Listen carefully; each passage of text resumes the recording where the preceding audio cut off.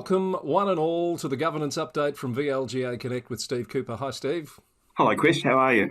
Very well, thank you. And how do we find you this week? Oh, always good this time of year, Chris, because football's finished and it's cricket season. Well, I that one was lost on me. So there you go. Thanks for the reminder. It is. I was thinking more fast track. It's fast track day for the VLGA, big day, and thank you for taking some time away from that to talk to us. Not a problem, Chris. But always a great day, fast track, and just wait for the post-match reports on that. Now, a few stories to touch on this week of interest from around the local government sector, not just in Victoria, but more broadly as well. I know you've spent some time thinking about the implications of the latest episode of Australian Stories, Steve. Tell me about that. Some might think it's a tenuous link, Chris. Actually, Australian Story this week was a cracker, and if anyone didn't see it, get onto the ABC iView and have a look. It's the story of Christopher Hill and Lucas Kamay, who were involved in a $7 million currency trading fraud. Right. We're still going, where's the link to local government? I'm looking, but I have faith that it shall all appear. Oh, Chris, here's the thing. They were, old uni friends, school friends, and Christopher Hill worked at the Australian Bureau of Statistics and was responsible for holding data about employment figures, national employment figures. Lucas Kamay was a currency trader at the NAB. Mm-hmm. If you know in advance of the market information about employment figures, they are matters that would actually affect the value of the currency. Right. So a person with knowledge ahead of the market can trade and make a profit. Now, there's a whole bit of skullduggery that went on between the two of them in terms of the quantum. But as I said, there was $7 million worth of trades based on Christopher providing the information less than a minute ahead of the public announcement. We're talking about that kind of margin. Now, where's the link to local government? Yeah. I think there's two, Chris. One is that we are in local government, we are managers of information. So we do hold information around properties, around planning, that if released to the market, people could make a profit out of. Yes.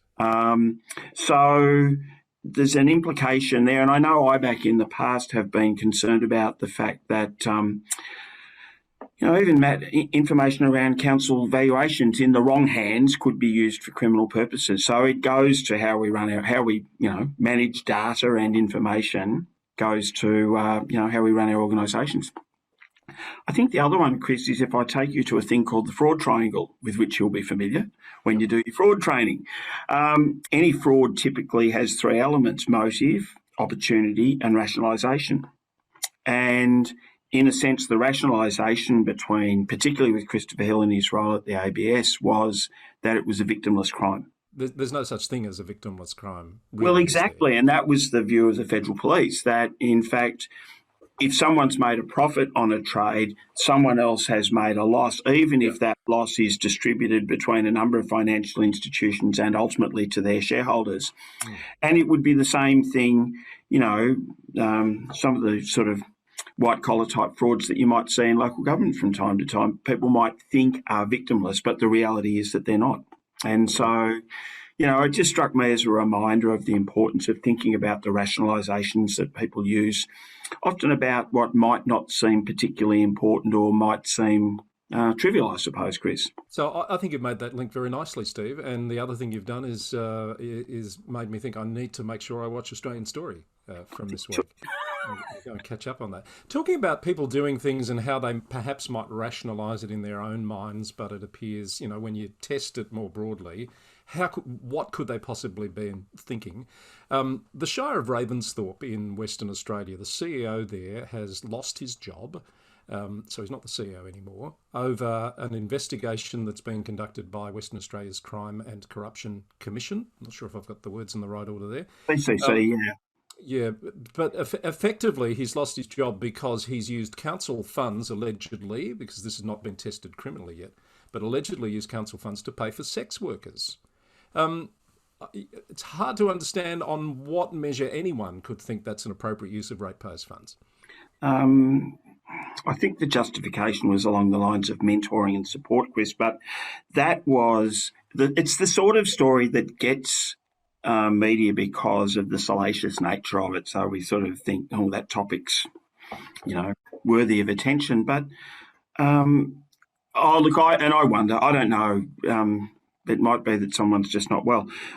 I guess the thing that struck me with that, Chris, is how sometimes people, and not necessarily CEOs, but someone who has a powerful personality or occupies a powerful position, or in a recent case that was investigated by the Ombudsman at Melton, occupies a role that's quite specialised and not subject to scrutiny, can avoid the sort of checks and balances that would normally be applied through an organisation. I guess with a CEO, the thing that struck me too, Chris, is that and I know you and I have talked about this before, there's been a bunch of, if you watch air crash, on a TV theme at the moment, watch air crash investigations often enough, and you'll see circumstances where the navigator and the first officer don't question the judgment of the pilot. Yeah. I know that it's not uncommon for nursing staff to be given training of how to speak up when they think the surgeon's not quite doing the right thing. Mm. So if you've got a situation where a CEO is raising an authorisation for a new creditor, providing invoices for payment, it becomes very difficult for staff in those organisations to question that. Again, you've drawn a very nice link there, and I just want to be clear about what's happened with that case. So the CCC launched the investigation. The council was obviously privy to what was coming out of that investigation. They terminated the employment of the CEO.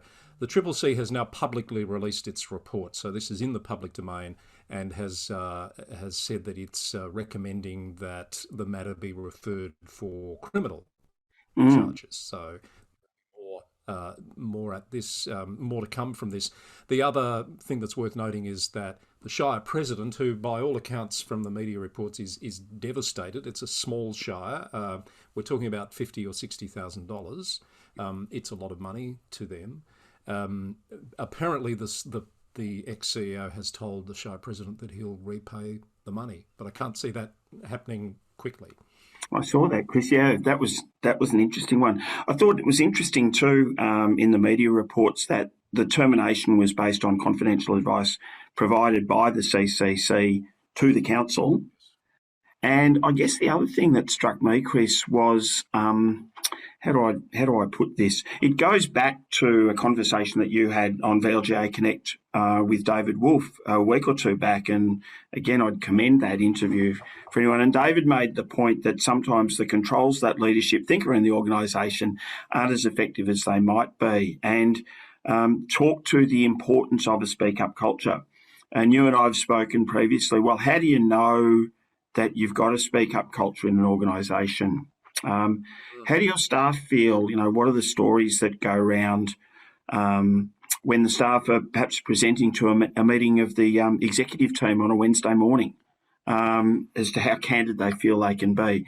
What are the stories that go around amongst the staff in terms of preparing council reports as to the capacity of staff to, give the council the whole story and for the council to receive that information? What are the consequences, of scrutiny and oversight done well compared with scrutiny and oversight done in a way that's actually damaging for the speak-up culture in the organisation? Absolutely right. And I'm reminded also of a story that I saw recently, and I did share on my LinkedIn profile if anyone's interested. It was called Hypocritical Leaders Make Poor Leaders. And one of the quotes that jumped out at me is, when the same rules apply from top to bottom, people are more prepared to do what their CEO asks of them. And the flip side of that is, when the CEO or people in leadership positions aren't living the values they expect everyone else to abide by, how can you expect them to also abide by those values? Yeah, and then that takes us back to rationalisations, Chris, that, I did it because the issue was important. I behaved that. I might have snapped, but, we were under time pressure.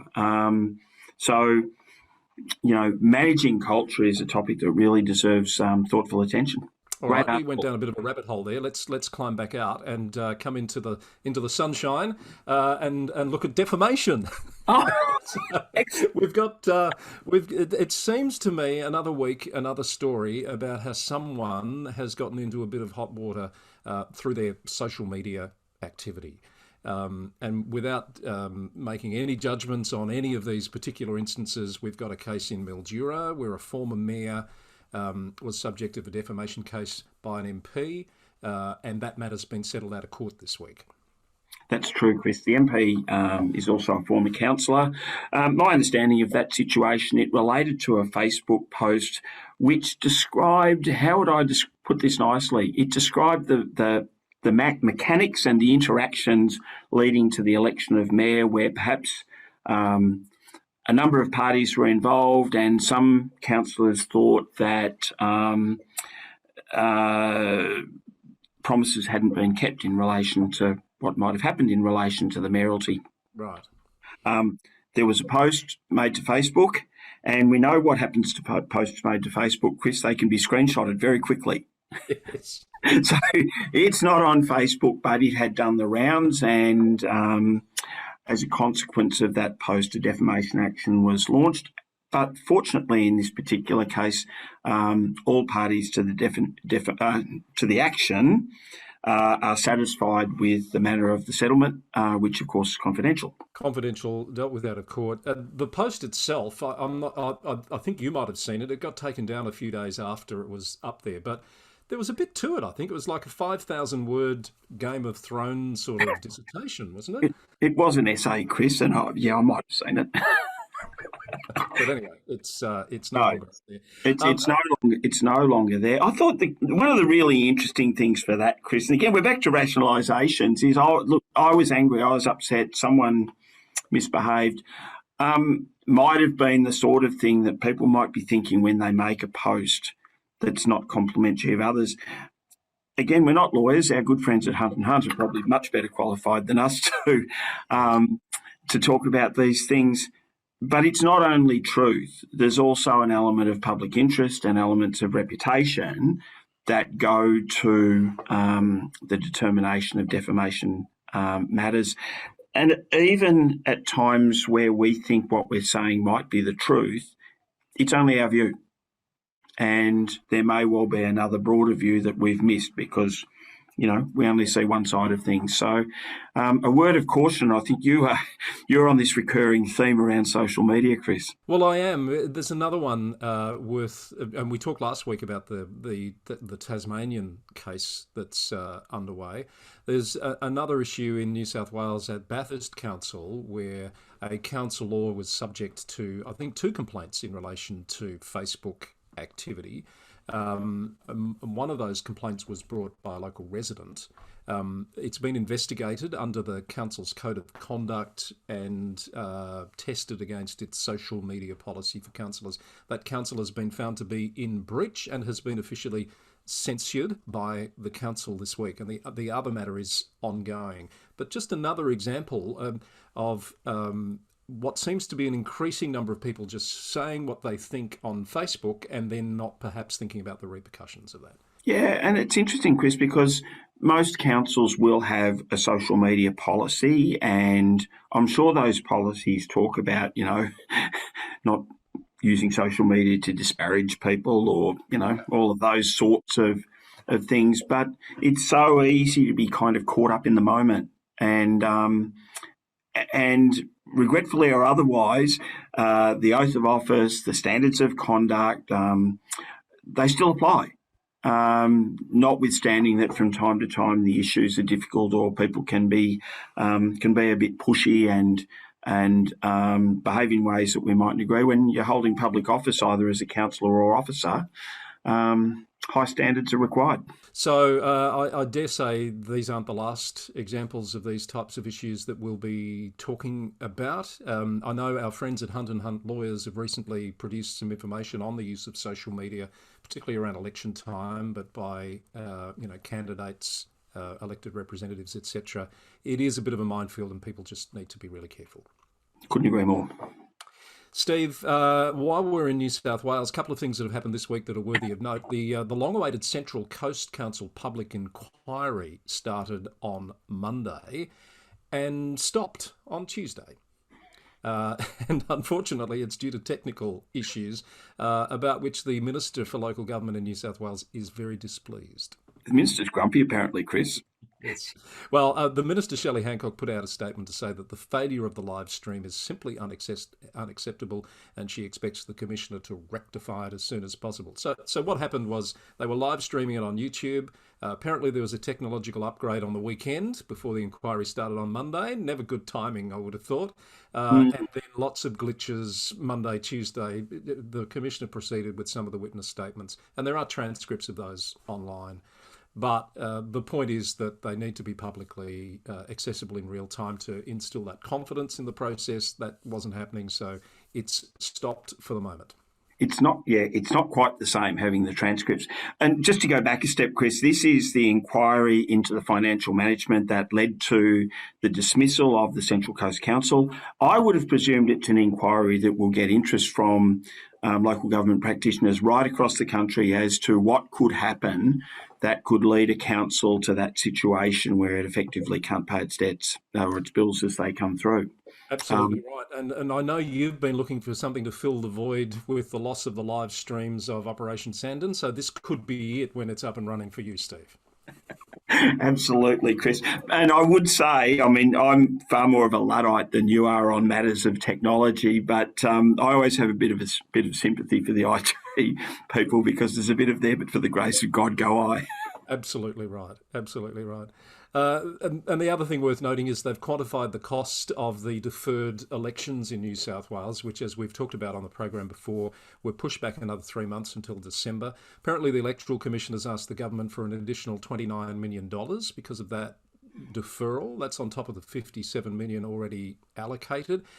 It's a bit mind-boggling, really, to think that a 3-month deferral, let's not forget it's in COVID times, is going to cost nearly $30 million. And my understanding, Chris, is that the escalate, and I think you drew it to my attention that the government is now in a spot in New South Wales where they have to have attendance voting. The escalation of COVID. Yes, as some people have said, why don't they just go post? But it's too late, and to set that up now would cost even more. I would venture. Yeah, and the escalation of COVID means that more staff are required to conduct the election. There are presumably sunk costs associated with the various arrangements that were previously in place. I think it's just a general comment about project management, Chris, that the longer a project lasts, the more it will cost.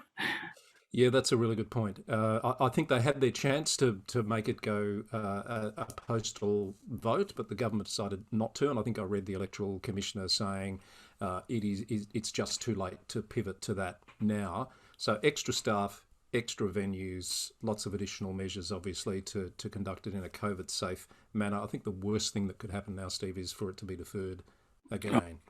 Oh, Lord, no. Well, all those mayors and deputy mayors have been installed on the understanding it's for 3 months, Chris. They have indeed, and that's still happening every week. We've got 2 or 3 more of those coming through. All right, we'll keep an eye on that. That's all I had on my list this week, Steve. Have you got anything left to raise with our audience? No, only a welcome back to the minister who's been recuperating after some treatment. So, yeah, good to see the minister back on deck. It certainly is. We're all very pleased. And it was great to have him at Fast Track today doing that opening Q&A. Steve, thank you. That wraps it up for a governance update. With our thanks to Hunt and Hunt Lawyers, the terrific team there. If you want to know more about the Hunt and Hunt team and what they can do for councils and local government, visit them online at hunthunt.com.au. And Steve, we'll see you next week for another governance update. Likewise. Cheers, Chris.